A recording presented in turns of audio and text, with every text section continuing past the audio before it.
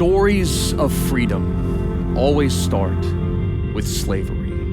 And since this is the world's largest slaving enterprise, we must discuss the world's largest form of captivity.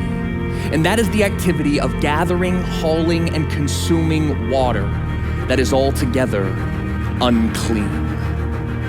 You see, women and children are sold and indentured to something as simple as the most simple of liquids. Their full-time job is to forge the links that make up their own chain by walking mile after mile to gather the water that made them its slave.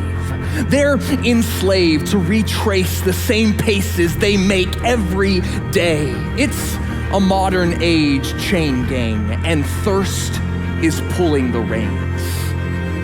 But there is a way to make them free. For we have found the emancipators, and all they need is a key. We have found the liberators, and the best part about it is they are not you and me. No, these liberation champions are none other than the very victims of unclean water's oppression. And their key is not a handout or a drop-off, as if we were giving out cards that say, get out of jail free. No, their key is empowerment to do for themselves that which used to be an impossibility. You see, we're giving them tools to dig deep, to work and toil, to create freedom that is literally within their own soil.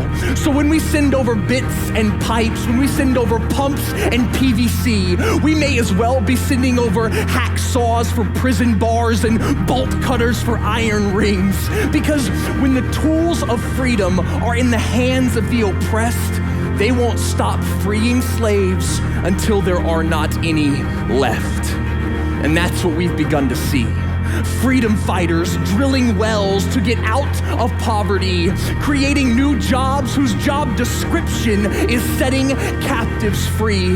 They're loosing chains off of minds as they loose bonds off of feet by letting children stop marching to start learning how to succeed.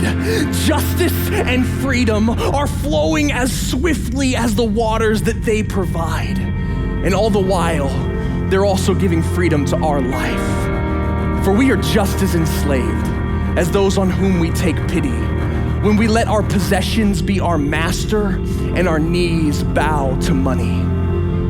But when we loose our shackles of comfort and wealth, we get to set them free along with ourselves. Because when we spend our lives on others, we get it back tenfold. And when we loose the chains of our brothers, we experience true freedom untold. Stories of freedom always start with slavery. But let it be said, and let it be done, that by our unshackled hands, freedom for all will soon be won.